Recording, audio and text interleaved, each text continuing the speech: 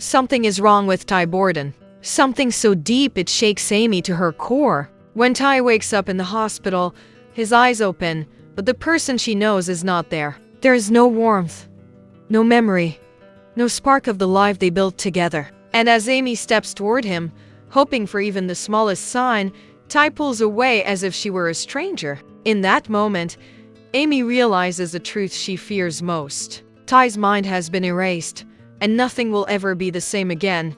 The room is cold and bright when Amy rushes inside, her heart pounding harder than her footsteps. She sees Ty lying on the hospital bed, pale and still, wires and machines wrapped around him like silent guards. For a moment she can barely breathe.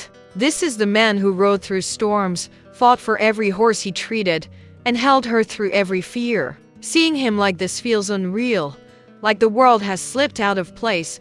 Jack stands beside her, his hands firm on her shoulders. He tries to be strong, but Amy can feel the worry shaking through him. Lou hurries in after them, still catching her breath, asking questions the doctors cannot fully answer. All they know is that Ty was found unconscious after a sudden fall near the wild horse pen. No one saw what happened. No one knows how long he was lying there before help arrived. The doctor explains the injury in a calm voice, but every word hits Amy like a strike. A head trauma, a deep concussion, memory loss that might be temporary or might last forever. The words circle around her like fog, refusing to settle into something she can accept. She grips the side of Ty's bed, trying to steady herself while everything inside her feels like it is breaking apart. When Ty's eyes finally open, the room freezes. Amy leans forward, her breath caught in her throat. She whispers his name, waiting for him to smile or reach for her. Instead, Ty stares at her with empty confusion. His eyes do not soften. They do not recognize her. They are blank, like windows to a room that has been emptied. Amy tries again, her voice shaking as she reminds him who she is, who they are together, but he only frowns and pulls his hand away from hers. Lou steps back in shock, and even Jack loses his steady voice. The doctor gently reminds them that this reaction is common with memory loss, but it does little to ease the pain cutting through the room. As Amy tries not to fall apart, a nurse approaches her with an envelope. It has her name written in Ty's handwriting, and the date on it is from the day before the accident. Amy holds it with trembling hands, feeling a cold shiver run through her. She does not open it. Not yet. Because she already knows that whatever is inside might change everything she thinks she understands about what happened to Ty. Amy leaves the hospital room with her chest feeling tight, as if the walls are closing in around her. She steps into the quiet hallway and presses her back against the cold wall, trying to hold herself together, but the weight of everything crashes down on her. The man she built a life with is alive, yet unreachable. He looked at her the same way a stranger might on a crowded street, distant and unsure. And that look slices through her deeper than any injury she has ever faced. She tries to breathe, but every breath feels thin. Her hands shake as she clutches the unopened envelope, the one Ty wrote before everything fell apart. She does not know if she should open it now or wait until she is strong enough. She does not even know what strong enough means anymore. She slides down the wall, sits on the floor, and folds her arms around herself as if she could keep her heart from spilling out. Jack finds her like this. He kneels beside her, placing a steady hand on her back. For a long moment he does not speak, and that silence says more than any words. When he finally does talk, his voice is rough with worry. He tells her that Ty is still here, that healing takes time, that memory can return in strange ways. But Amy shakes her head. She knows he is trying to help, but nothing feels real or safe. Everything she trusted seems to be slipping through her fingers.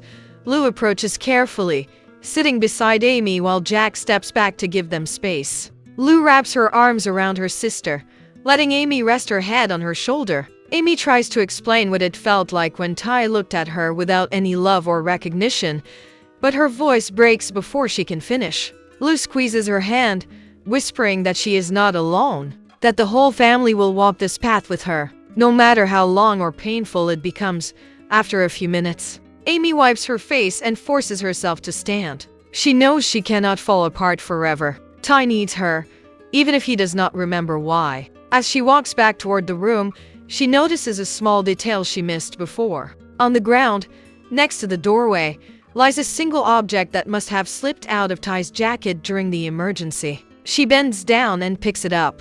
It is a small, worn key she has never seen before. It feels important, like it holds a piece of the truth she has not found yet. Amy pockets the key and steps inside the room again. Ty looks up when she enters, but his face remains empty, unreadable. This time, Amy does not cry. She pulls a chair beside him and sits quietly, watching him breathe, reminding herself that she will not give up. Not now, not ever.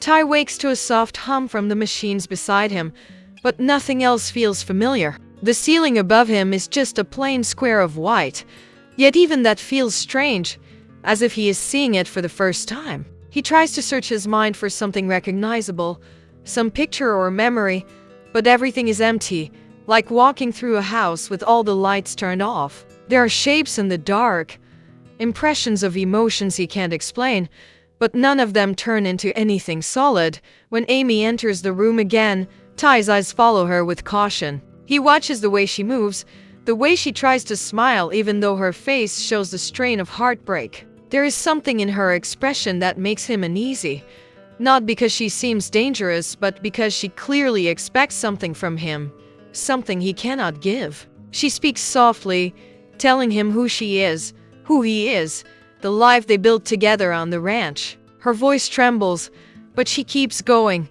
hoping something will unlock inside him. He listens, but the words slide past him like water on glass. A nurse brings in breakfast and places it on the small table beside Ty. He stares at the tray as if it belongs to someone else. Amy gently pushes the table closer to him, but he pulls back. He does not feel hungry. He does not feel anything beyond confusion. Everything he touches, everything he sees, feels like a puzzle without a picture to guide him. He does not know what kind of food he likes, what hobbies he had, or what kind of father he once was. Every detail about himself now comes from the mouths of strangers.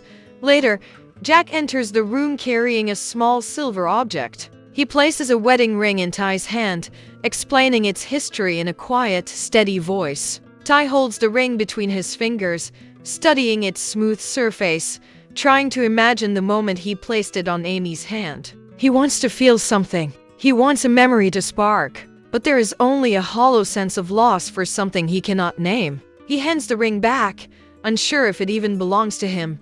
Caleb steps in next, loud and hopeful, trying to lift the heavy mood. He jokes about old rodeo days and past mistakes, but Ty only watches him with polite confusion. Caleb's smile fades. For the first time, he understands how deep this wound really goes. Ty is not just struggling. He is lost. When the room grows quiet again, Ty turns to the window. Outside, the world moves on without him. Cars pass by. Trees sway in the breeze. A nurse walks by with a clipboard. Everything seems normal. Yet every normal thing feels distant, as if he is trapped behind a wall that no one else can see. He whispers a question to himself, barely louder than a breath. Who am I? No one in the room knows the answer anymore. Not even Ty. Amy waits until Ty is asleep before she finally steps outside into the cool evening air. The sun is sinking behind the trees, painting the sky in soft gold, and for a moment it almost looks peaceful. But inside her, there is nothing calm. Her hands tremble as she holds the envelope again. All day she avoided opening it, afraid of what it might say, afraid of what truth might be waiting. Now, standing alone by her truck, she knows she cannot run from it any longer.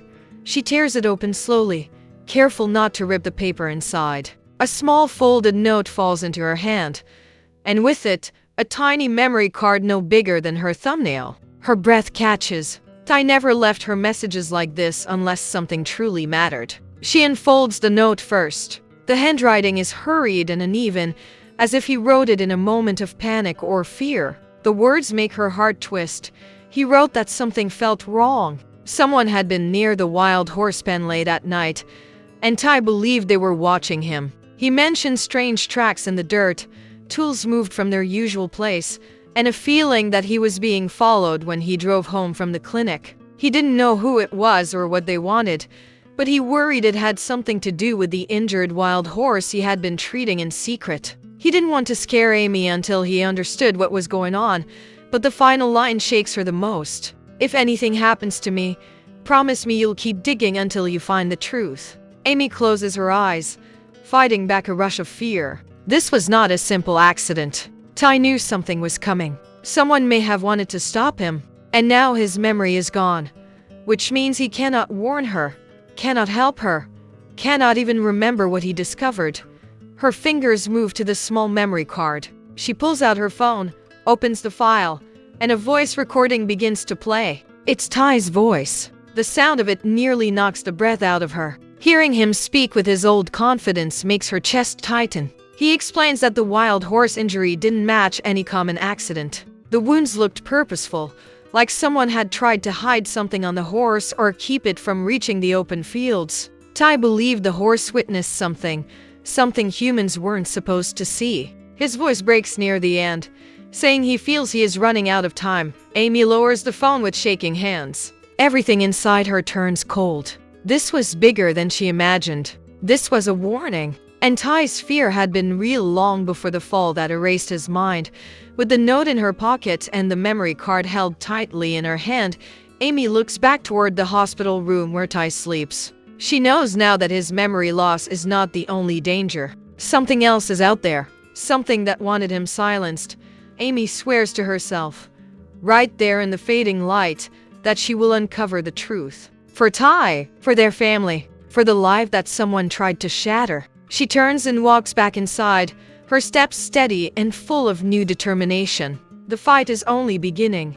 Amy does not sleep that night. She sits in the corner of Ty's hospital room with the memory card in her hand, staring at the screen as the lights blink softly above them. Ty's breathing is steady, but even in sleep his face holds the same lost expression. Every time she looks at him, a new wave of determination rises. Whoever did this took more than his memory. They took the life they built, the moments they loved, the future they dreamed of. And Amy refuses to let that happen without a fight. At sunrise, she heads back to Heartland. The ranch feels different now. Too quiet, almost as if it knows something is wrong. Amy goes straight to the barn and pulls out the small notebook where Ty kept his clinic records. She flips through page after page, hoping to find anything that connects to the warning he left. Most entries are normal, simple notes about injured horses or routine visits. But near the back, she finds what she is looking for. A brief, unfinished report about a wild horse he called Ember Trail. The description of the wounds matches what Ty mentioned in the recording. Not natural, not an accident, something made by human hands. Amy's chest tightens. She remembers the exact place where Ty found the horse, a narrow stretch of land near the old logging road. If there are clues, that is where they'll be. Amy saddles Spartan and heads toward the ridge, the cold morning air biting at her cheeks. Every step feels heavier than the one before. She rides through the trees, scanning the ground for anything out of place. And then she sees it. A set of tire tracks leading off the main path, hidden behind a fallen branch. The pattern looks recent, the mud still holding shape. She dismounts and follows the tracks on foot, her boots sinking into the soft earth. The trail leads to a clearing she has never seen before. Broken branches, scattered debris, a piece of rope half buried in the ground. It looks like someone was here in a rush, someone who didn't want to be found. Her pulse quickens. She notices something else lying near a patch of flattened grass. A small metal badge, scratched and dirt-covered. She picks it up and wipes it with her sleeve. Her breath catches when she sees the faint symbol engraved on it. It is from a private security company known for dealing with land disputes and forced relocations of wild animals.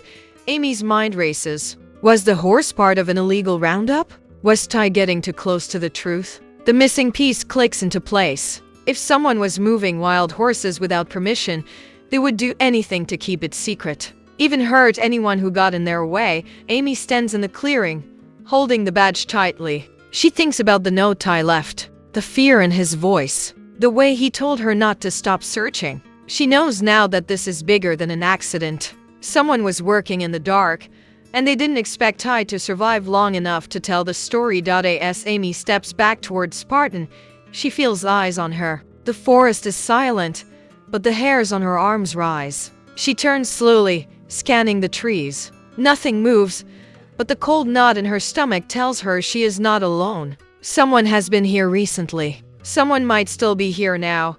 She mounts Spartan and rides back toward the ranch, faster than before. She is no longer just searching for answers. She is running from the danger she just stepped into. And now that she knows the truth is close, she also knows the people behind it will not stay quiet much longer. When Amy returns to the hospital later that afternoon, her clothes still smell of pine trees and cold air. She tries to steady her breathing before stepping into Ty's room, but the moment she sees him sitting upright, staring blankly at the window, all the strength she gathered outside slips away. Ty turns his head when she enters, but there is no warmth in his eyes, no relief, only quiet confusion, as if he is studying a stranger who keeps showing up in his life. Amy walks toward him with forced calm, hiding the fear that clings to her skin after what she found in the clearing. She wants to protect him from everything his past, the danger in the woods, the truth he once carried, but he pulls his hand away the moment she reaches for him. It feels like a blade sliding under her ribs. She tries not to show it. Ty clears his throat, his voice distant and unsure. He asks her why she keeps looking at him with so much hurt in her eyes. He says he feels pressured, like everyone expects him to step into a life he doesn't remember. The words spill out slowly, like he has been holding them inside all day. Amy tries to explain that she only wants to help him, that she will wait as long as it takes. But Ty shakes his head. He says he feels trapped between the world people describe to him and the emptiness inside his mind where those memories should be.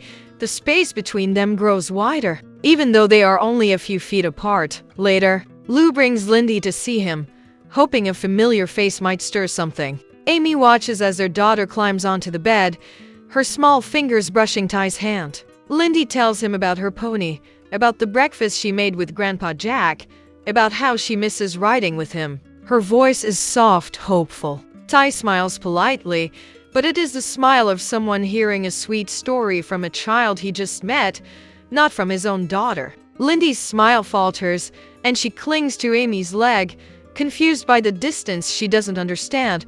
When they leave the room, Amy kneels to comfort Lyndy in the hallway. Lyndy asks why Daddy doesn't remember her. The question breaks something inside Amy, but she can't show it. She tells her child that sometimes the mind needs time, that love can help bring things back. But as she speaks, Amy feels the weight of her own doubt, heavy and sharp. That night, Amy returns to Ty's room alone. He is awake, sitting in the dim light with a notebook in front of him. He explains that the doctors suggested he write down anything he feels or remembers, even if it's nothing clear. She asks if it helped. He hesitates before answering. He says he wrote down things he wishes were real things. He wishes he remembered, like the sound of her laugh or the first time he held Lyndy. But writing them without feeling them makes him feel like an actor trying to play a role he never auditioned for.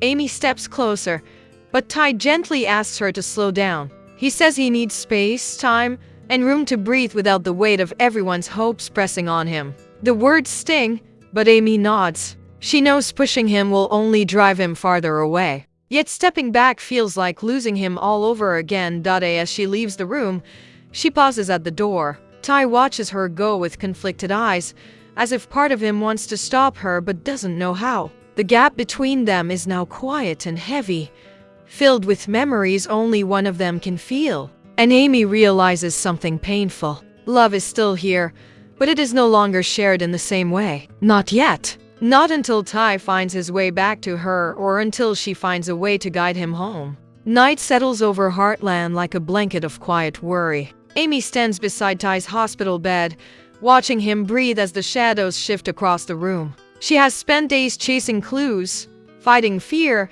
and holding her family together. But now, in the stillness, she feels how tired she truly is. She wants nothing more than for him to look at her the way he once did, with recognition and warmth and the kind of love that reached straight through her soul. But that Ty feels far away, hidden behind walls she cannot see. Ty shifts in his sleep, his face tightening as though caught in a dream. Amy leans closer, unsure if he is in pain. His fingers twitch. His breath becomes uneven. Then suddenly, he whispers her name, not in confusion, not in fear, but in the soft, familiar tone she hasn't heard since before the accident. Amy freezes. Her heart thunders so loudly she can barely hear anything else. His eyes open slowly. This time, when he looks at her, something flickers behind the blankness. A spark, a shadow of a memory fighting its way to the surface. He reaches up, touching her cheek in a gentle, hesitant motion. Amy's eyes fill with tears as she sees the change in him. It is not full recognition, not the return of every memory she longs for, but it is something real, something alive. Ty whispers that he remembers a feeling, not a moment. He remembers warmth, safety, a voice that mattered to him more than any other. He cannot explain it, but when he sees Amy, the ache in his chest makes sense again. Amy holds his hand to her face, letting herself feel the closeness she has missed more than anything. She tells him that memories can return in pieces, in flashes, in feelings before images, and she does not care how slow the process is. She will walk through every step with him, even if the path twists, even if the road is long. Ty nods, exhausted but somehow lighter, as though the emptiness inside him has cracked open just enough for something true to break through. Jack enters quietly, stopping in surprise when he sees the way Ty's hand rests against Amy's cheek. Lou appears beside him, her smile soft and relieved. Even Lyndy, rubbing her sleepy eyes, whispers "Daddy" with hope blooming in her voice. Ty looks at the child with a soft focus, and though he doesn't fully remember, he feels the pull toward her, like an old instinct rising from deep inside his heart. Later, when the family steps out to give them a moment alone, Amy sits at the foot of the bed, holding the memory card in her lap. She tells Ty about the message he left for her, the clues she found, and the danger that still lingers. Ty listens without panic. He doesn't remember the threat, but he trusts Amy. He trusts the truth in her voice. And even with the fear of the unknown hovering around them, he squeezes her hand and says something she did not expect. "Even if I don't remember everything yet, I know this. You matter to me." Amy bows her head, letting relief wash over her. The journey ahead will not be easy. There are still secrets in the forest, people who wanted Ty silent, and shadows in the past waiting to be uncovered. But tonight, there is something stronger than fear. Hope, the kind that grows slowly, piece by piece, like memory finding its way back home. As Amy rests her head beside Ty's, their fingers intertwined, she whispers a promise. They will face whatever comes next together, even if the path is broken, even if the danger returns, even if Ty must rebuild his life one memory at a time. He is not alone.